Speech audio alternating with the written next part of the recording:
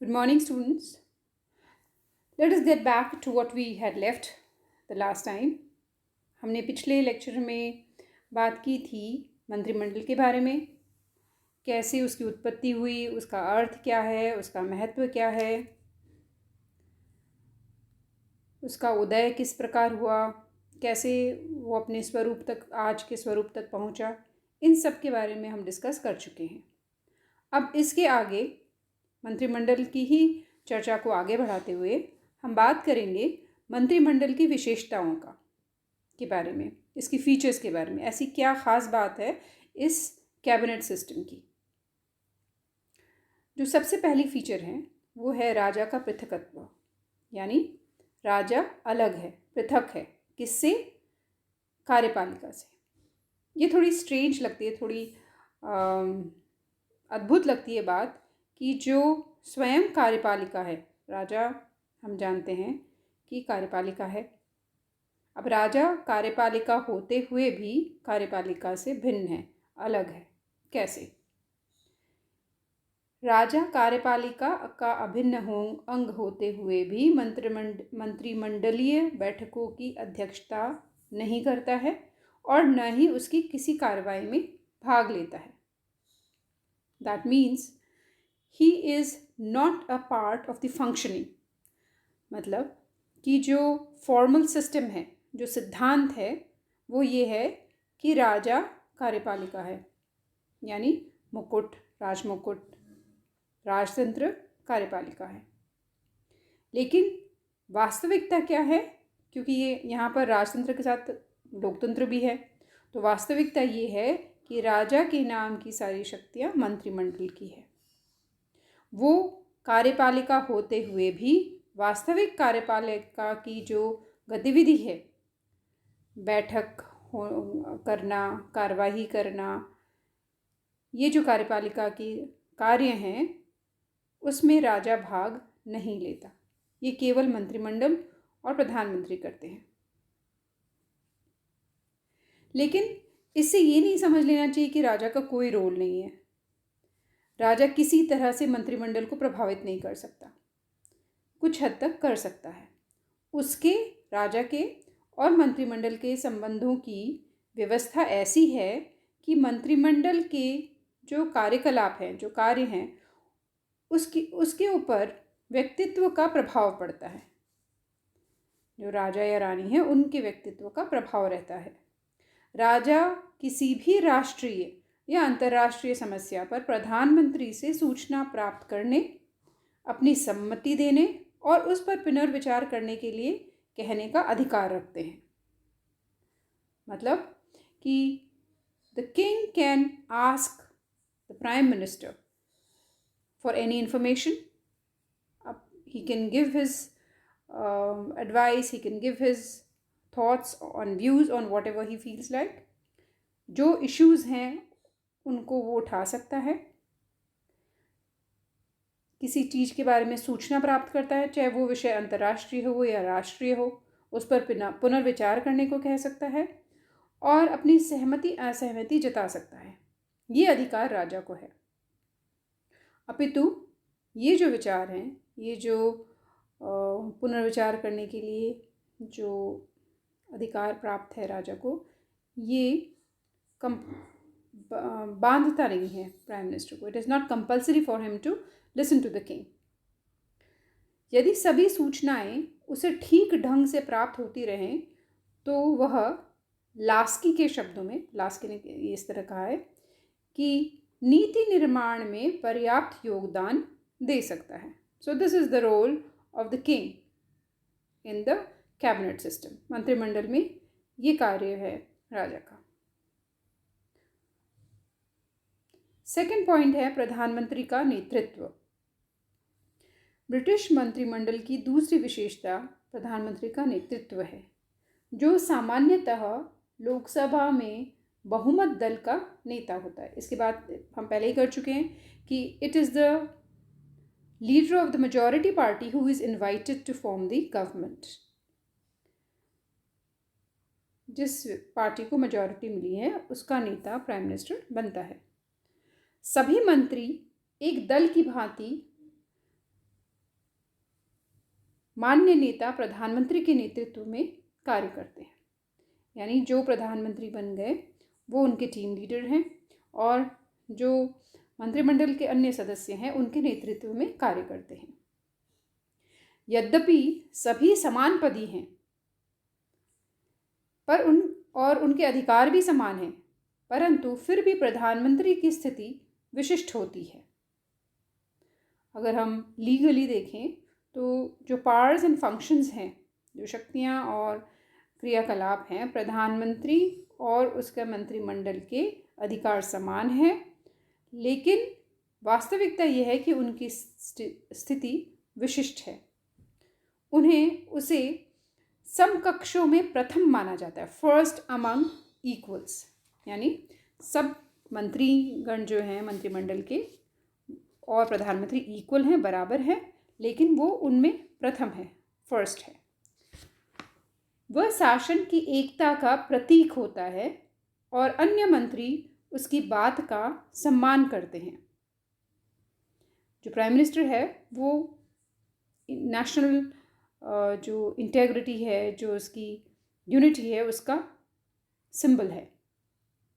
अन्य मंत्री अपनी स्थिति के लिए उसके प्रति कृतज्ञ होते हैं क्योंकि वे उसकी सिफारिश पर ही नियुक्त किए जाते हैं। अब ये पॉइंट इंपॉर्टेंट हो जाता है कि जो दूसरे मंत्री हैं मंत्रिमंडल के, वैसे उनके अधिकार समान हैं, लेकिन ये सारे मंत्रिमंडल के सदस्य पीएम के प्रति, प्रधानमंत्री के प्रति अपने पद के लिए, अपनी स्थिति के लिए कृतज्ञ हैं प्रधानमंत्री के प्रति। क्यों? क्योंकि प्रधानमंत्री की सिफारिश पर ही उन्हें नियुक्ति मिली है इस पद पर। वह आवश्यकता पड़ने पर मंत्रिमंडल में परिवर्तन भी कर सकता है। सबको ज्ञात है इस बारे में कि prime minister can make changes, कोई अपने पद से हटाया जा सकता है, नया व्यक्ति आ सकता है। विरोधी मंत्री को या तो प्रधानमंत्री के सामने झुकना पड़ता है या मंत्रिमंडल से हटना पड़ता है। तो ये जो स्थिति है कि उनको जो पद प्राप्त हुआ है, पीएम की कृपा से प्राप्त हुआ है, ये उन्हें अपनी इक्वालिटी को एक्सप्रेस करने का मौका नहीं देती। प्रधानमंत्री का त्यागपत्र संपूर्ण मंत्रिमंडल का त्यागपत्र समझा जाता है। नाउ ये जो प्राइम मिनिस्टर है, because he is the leader, he is the team leader, और वो कार्यपालिका को रिप्रेजेंट करता है, तो अगर प्रधानमंत्री त्यागपत्र दे तो पूरे मंत्रिमंडल का त्यागपत्र समझा जाता है। कलेक्टिव रिस्पॉन्सिबिलिटी, सामूहिक उत्तरदायित्व है इन सब का। प्रधानमंत्री के नेतृत्व से सामूहिक उत्तरदायित्व के सिद्धांत का आभास होता है। वह मंत्रियों के पारस्परिक मतभेदों को दूर कर उनमें हीन भावना का संचार करता है। उसके नेतृत्व में मंत्रीगण मंत्रिमंडल की नीतियों तथा निर्णयों को क्रियान्वित करने के लिए तत्पर रहता है। इस तरह प्रधानमंत्री को मंत्रिमंडल का कैप्टन या नायक समझा जाता है। ये जो प्राइम मिनिस्टर है, अगर वो टीम लीडर है, वो चाहे जब वो त्यागपत्र दे तो पूरी मंत्रिमंडल को त्यागपत्र देना होता है। वही कार्यों का वितरण करता है, वही नियुक्ति करता है, और वही किसी भी मंत्री को पद से हटा सकता है, और इसीलिए प्राइम मिनिस्टर को कप्तान कहा जाता है। तीसरी जो विशेषता वह कार्यपालिका और व्यवस्थापिका का निकट संबंध, घनिष्ठ संबंध। ब्रिटिश मंत्रिमंडल की इस विशेषता पर ध्यान दें कि मंत्रिमंडल का निर्माण संसद सदस्यों में से ही होता है। यदि किसी गैर संसद सदस्यों को मंत्री बनाया जाता है तो उसे 6 माह में संसद की सदस्यता प्राप्त करनी पड़ती है, वरना उसे मंत्री पद छोड़ना पड़ता है। अपनी दोहरी स्थिति के कारण मंत्री कार्यपालिका और संसद दोनों ही कार्यों का निर्वाह करते हैं, क्योंकि ये जो मंत्रिमंडल है वो कार्यपालिका का हिस्सा भी हैं और व्यवस्थापिका का, इसलिए इनको कार्यपालिका के कार्य और संसद के कार्य दोनों ही करने होते हैं। वे संसदीय वाद विवादों में भाग लेते हैं, व्यवस्थापन कार्य करते हैं और संसद में मत लिए जाने कारण के समय मतदान भी करते हैं। संसद का ज़्यादातर जो व्यवस्थापन काम है, लॉज बनाने का, कानून बनाने का, पॉलिसी मेकिंग का जितना भी काम है, मंत्रिमंडल के सदस्यों द्वारा ही संपादित किया जाता है। नॉन गवर्नमेंटल बिल्स बहुत कम पास हो पाते हैं पार्लियामेंट में। It is usually the bills of the proposed by the ministers or the government. British मंत्रिमंडल पर संसद विभिन्न प्रकार से नियंत्रण रखती है। इनमें प्रश्नोत्तर, निंदा प्रस्ताव, ध्यान आकर्षण प्रस्ताव, काम रोको प्रस्ताव, कटौती प्रस्ताव, अविश्वास प्रस्ताव और संसदीय समितियां प्रमुख है। अब ये जो मैंने आपसे कहा कि कार्यपालिका और व्यवस्थापिका का घनिष्ठ संबंध, तो कैसे?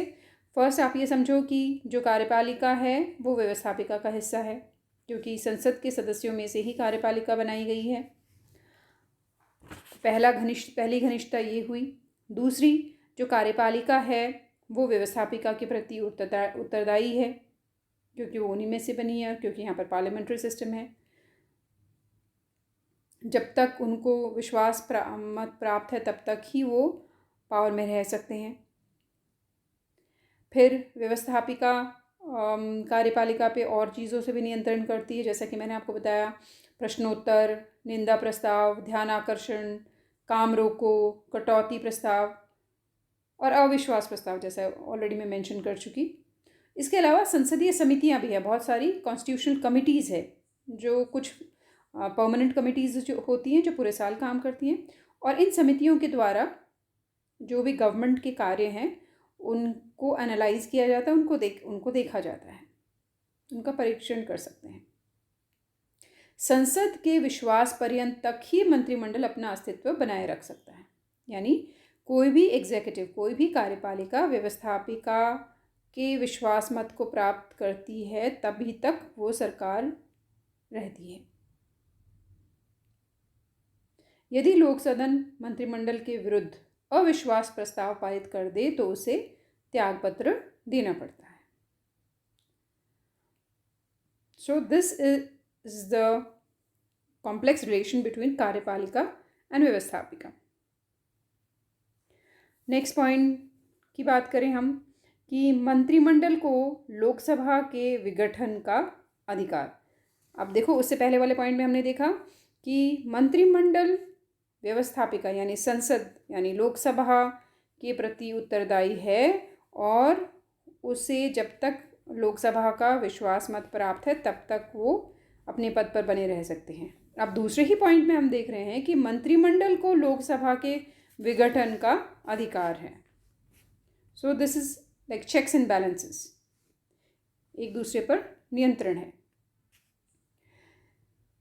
यद्यपि मंत्रिमंडल संसद के प्रति उत्तरदायी है, फिर भी एक स्वेच्छाचारी संसद पर नियंत्रण रखने के लिए मंत्रिमंडल के पास भी शक्तिशाली हथियार है। वह लोक सदन का विश्वास खोने पर त्यागपत्र दे सकता है और नए निर्वाचन कराने का निर्णय कर सकता है। प्रधानमंत्री राजा से लोकसभा को भंग कराने की सिफारिश कर सकता है। प्रधानमंत्री के हाथ में ये एक ऐसा हथियार है जिसका सहारा लेकर वह लोकसदन के सदस्यों पर अपना नियंत्रण और वर्चस्व सिद्ध कर सकता है। जैसा पहले हमने कहा कि कार्यपालिका व्यवस्थापिका का विश्वास मत प्राप्त करे रहे तभी तक बनी रहती है। दूसरी ओर मंत्रिमंडल लोकसभा को विघटित कर सकता है, उसे भंग कर सकता है, राजा को एडवाइस देकर वो त्यागपत्र दें और उसके बाद में वो संसद को भंग करने के लिए राजा से मांग कर सकते हैं और इस तरह वो अपना वर्चस्व स्थापित कर लेता है। पांचवा जो पॉइंट है वो है त्रिमुखी उत्तरदायी। ये विशेषता 3 तरह की रिस्पॉन्सिबिलिटीज़ हैं, 3-fold रिस्पॉन्सिबिलिटीज़। ब्रिटिश मंत्रिमंडल को 3 प्रकार के उत्तरदायित्व, वैधानिक, राजनीतिक और अंतः मंत्रिमंडलीय कार्य का निर्वाह करना होता है। वैधानिक उत्तरदायित्व का आशय यह है कि राजमुकुट के नाम से प्रसारित किए जाने वाले आदेशों का उत्तरदायित्व किसी न किसी मंत्री पर होता है और उसके परिणामों के लिए भी वही उत्तरदायी होता है। हम पहले ही बात कर चुके हैं कि जो वैधानिक हेड है, जो कानूनी प्रधान है, वो है राजा, और राजा के नाम से की गई जितने भी वैधानिक कार्य है, जितने भी उत्तरदायित्व हैं, जितने भी लॉज बनाए जाते हैं, जितने भी पॉलिसीज़ को एग्जीक्यूट किया जाता है, उसके लिए जिम्मेदार मंत्री है और उसके जो भी परिणाम होते हैं उसके लिए उत्तरदायी भी मंत्रिमंडल का ही कोई सदस्य है। ऐसे प्रत्येक आदेश पर किसी न किसी मंत्री के हस्ताक्षर होते हैं। अंतिम रूप में यह निर्णय लेना मंत्रिमंडल पर ही निर्भर करता है कि राजा के किसी परामर्श को स्वीकार करना है अथवा नहीं। राजा जो भी परामर्श देता है, जो भी राय देता है, उसे स्वीकार करना है या नहीं, ये भी मंत्रिमंडल पर निर्भर करता है। संसदीय शासन व्यवस्था में राजा केवल ध्वज मात्र या प्रतीकात्मक शासक है, एक स्टैम्प है, केवल एक सिर्फ एक सिंबल है, प्रतीक है, और शासन संचालन का वास्तविक उत्तरदायित्व मंत्रिमंडल का ही है। अब हम राजनीतिक उत्तरदायित्व की बात करें। इसका मतलब ये कि प्रत्येक मंत्री अपने कार्यों के लिए लोक सदन के प्रति उत्तरदायी है। जब हमने पहले बात की वैधानिक उत्तरदायित्व, यानी राजा के नाम से जो शक्तियाँ हैं, जो आदेश है, उसके लिए उत्तरदायी मंत्री हैं। दूसरी ओर उनके राजनीतिक उत्तरदायित्व का जहाँ तक अर्थ है की बात है वहाँ उसका अर्थ ये है कि प्रत्येक मंत्री अपने कार्यों के लिए लोक सदन के प्रति उत्तरदायी हैं। मंत्रिमंडल लोक सदन का विश्वास पात्र बने रहने तक ही पदासीन रह सकता है। यदि संसद चाहे तो केवल व्यक्तिगत मंत्री को त्यागपत्र देने के लिए विवश कर सकता है और चाहे तो संपूर्ण मंत्रिमंडल को हटा सकती है। सो द पार्लियामेंट, संसद, रेजिग्नेशन देने के लिए मजबूर कर सकती है किसी सिंगल मिनिस्टर को या पूरे के पूरे कैबिनेट को। 1911 तक ब्रिटिश मंत्रिमंडल संसद के दोनों सदनों के प्रति उत्तरदायी होता था, लेकिन 1911 और 1949 के संसदीय कानून के पारित होने के बाद लॉर्ड सभा की शक्ति अत्यंत क्षीण हो गई है। अब मंत्रिमंडल का दायित्व केवल लोक सदन के प्रति ही रह गया है। यानी अब ये चेंज हो गया है कि जो मिनिस्टर्स हैं वो केवल जो लोकसभा है, हाउस ऑफ कॉमन्स, उसके प्रति ही उत्तरदायी हैं। जो हाउस ऑफ लॉर्ड्स हैं, जो लॉर्ड सभा, उसका जो रोल है, उसकी शक्ति अब वो ख़त्म हो गई है नए जो संसदीय कानून बने 1949-1911 के, उसके बाद से। ये ध्यान रखना चाहिए कि व्यवहारिक रूप में आज मंत्रिमंडल लोक सदन पर प्रभुत्व रखता है और अपने बहुमत के आधार पर उस पर वर्चस्व रखता है। मतलब कॉन्स्टिट्यूशनली या एज अ सिस्टम जो मिनिस्टर्स हैं, जो प्राइम मिनिस्टर है, दे आर रिस्पॉन्सिबल, वो लोग उत्तरदायी हैं संसद के प्रति। लेकिन वास्तविकता ये है कि मंत्रिमंडल अपनी बहुमत के कारण संसद पर अपना वर्चस्व, अपनी प्रायोरिटी बनाए रखता है। नेक्स्ट है मंत्रियों का सामूहिक एवं व्यक्तिगत उत्तरदायित्व। ये पॉइंट भी हम पहले टच कर चुके हैं। मंत्रिमंडल का सामूहिक उत्तरदायित्व आधुनिक शासन पद्धति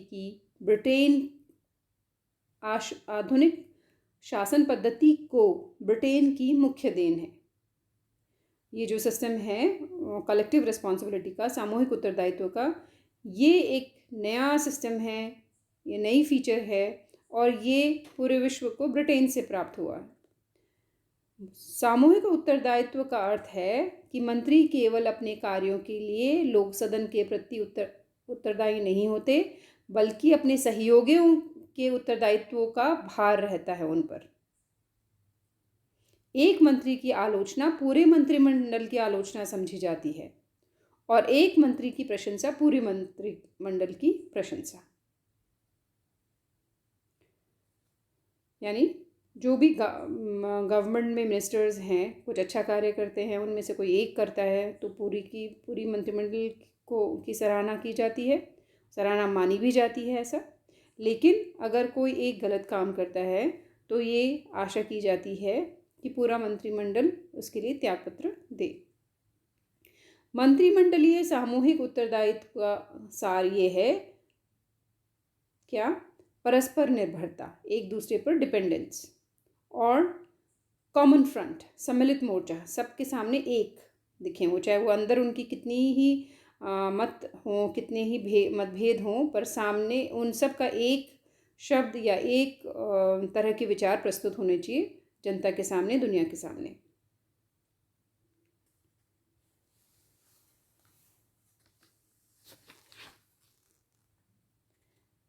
सामूहिक उत्तरदायित्व का सिद्धांत केवल मंत्रिमंडलीय सदस्यों पर ही नहीं, बल्कि राज्य मंत्रियों, उपमंत्रियों, संसदीय सचिवों, जूनियर लॉर्ड, राजनीतिक कार्यपालिका सब सदस्यों पर लागू होते हैं, यानी पूरी गवर्नमेंटल सिस्टम पे।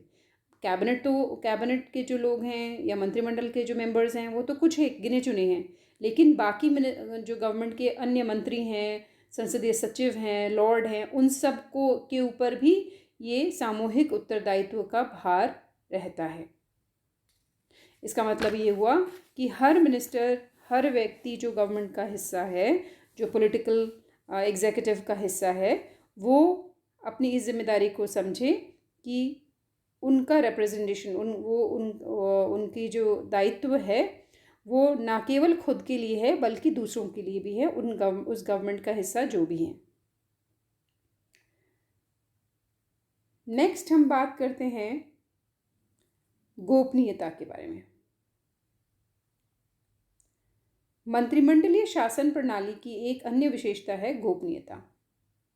यानी मंत्रिमंडल में जो भी विचार विमर्श किए जाते हैं, जो भी बातचीत होती है, जो डिस्कशंस होते हैं, मतभेद होते हैं, अलग अलग तरह के मत होते हैं, ये सब गुप्त रखे जाते हैं, और जो भी पेश किया जाता है, जो भी रिज़ल्ट होते हैं, जो भी नतीजा है, या जो भी कॉमन फ्रंट, जो भी निर्णय लिए जाते हैं, सिर्फ वही सामने आते हैं।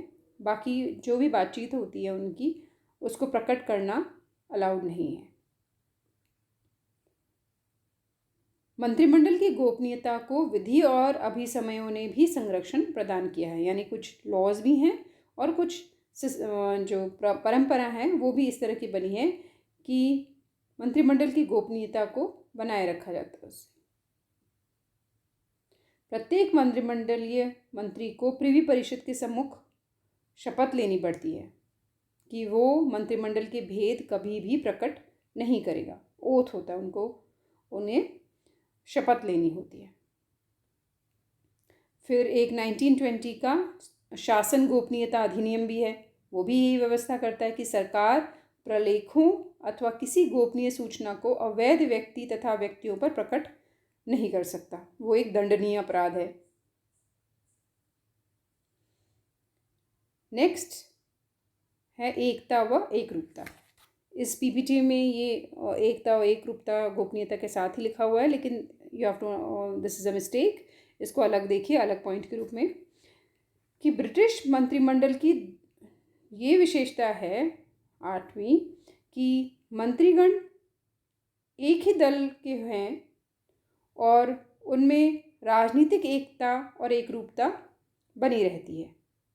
जैसा कि हम ऑलरेडी कई पहले की क्लासेस में पढ़ चुके हैं कि पॉलिटिकल पार्टी के, एक ही पॉलिटिकल पार्टी के सदस्य होने का मतलब है कि उनके एक जैसे विचार हैं, क्योंकि हर पॉलिटिकल पार्टी के अपने अपने विचार होते हैं, अपनी पॉलिसीज़ होती हैं, अपने मैनिफेस्टोज़ होते हैं, और जो भी उस पॉलिटिकल पार्टी के मेंबर्स हैं उनसे ये अपेक्षा की जाती है कि वो उसी तरह की सोच रखते हैं, उसी तरह के उनके विचार हैं।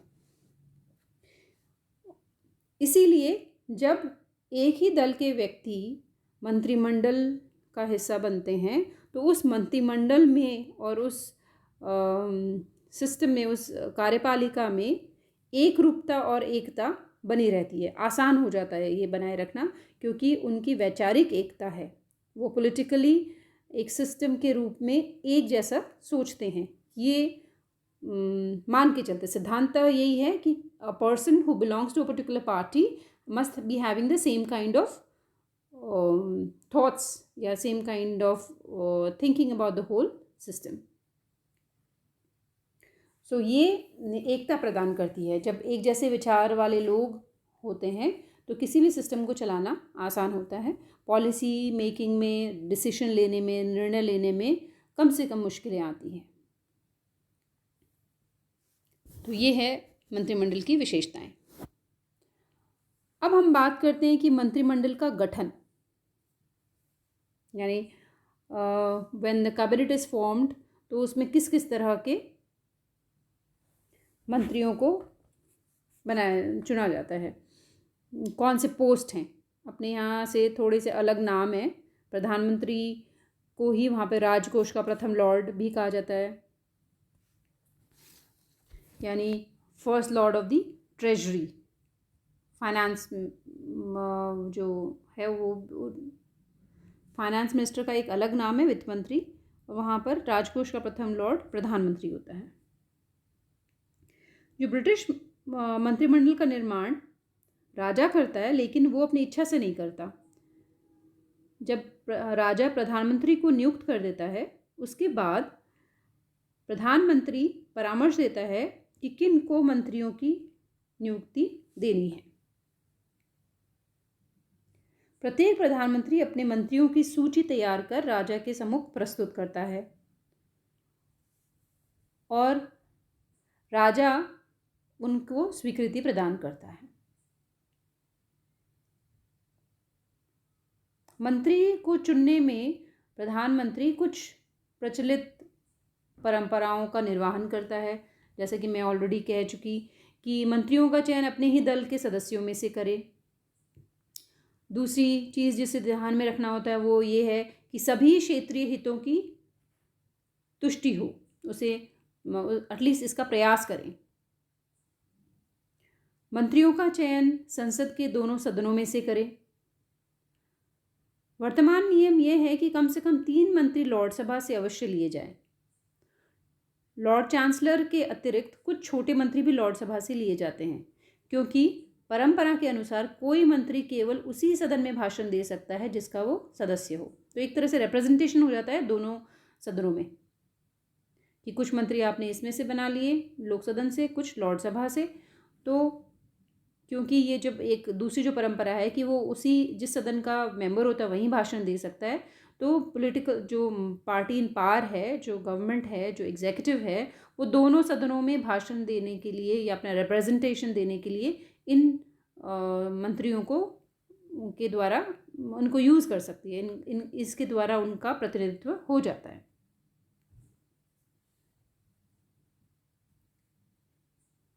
मंत्रियों के चयन में प्रधानमंत्री दल के प्रभावशाली सदस्यों की उपेक्षा नहीं कर पाता है। प्रत्येक मंत्री को संसद का सदस्य होना भी अनिवार्य है। और मान लो किसी ऐसे व्यक्ति को मंत्री पद पर आसीन कर दिया जो सदस्य ना हो, तो उसे 6 महीने के अंदर अंदर संसद का सदस्य बनना पड़ता है, उसे चुनाव लड़ना पड़ता है।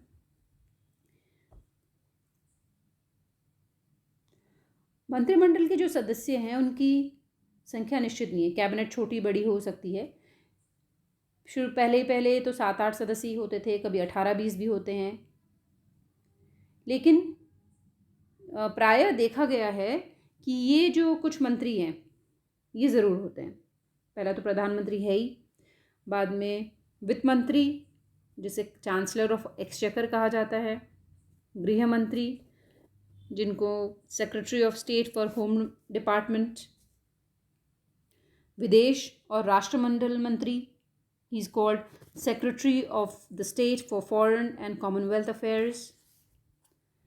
Next is lord chancellor, next lord president of the council, next रक्षा मंत्री, secretary of state for defence, शिक्षा मंत्री जिनको secretary of state for education and science कहा जाता है,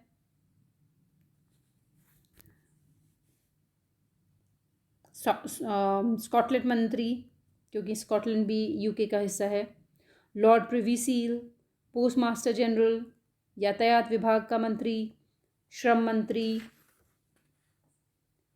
व्यापार मंडल का अध्यक्ष, नभसेना मंत्री मिनिस्ट्री ऑफ एयर, युद्ध मंत्री मिनिस्टर ऑफ वॉर, जल सेना का लॉर्ड जिन्हें फर्स्ट लॉर्ड ऑफ एडमिरलिटी कहा जाता है, कृषि मत्स्य एवं खाद्य मंत्री, वेल्स मंत्री, वेल्स जो एक और हिस्सा है यूके का, chancellor of the duchy of Lancaster. इस प्रकार ये कुछ मंत्री अमूमन सभी मंत्रिमंडल में ये पोस्ट होती है, ये इतने मंत्रिमंडल का हिस्सा ज़रूर बनते हैं।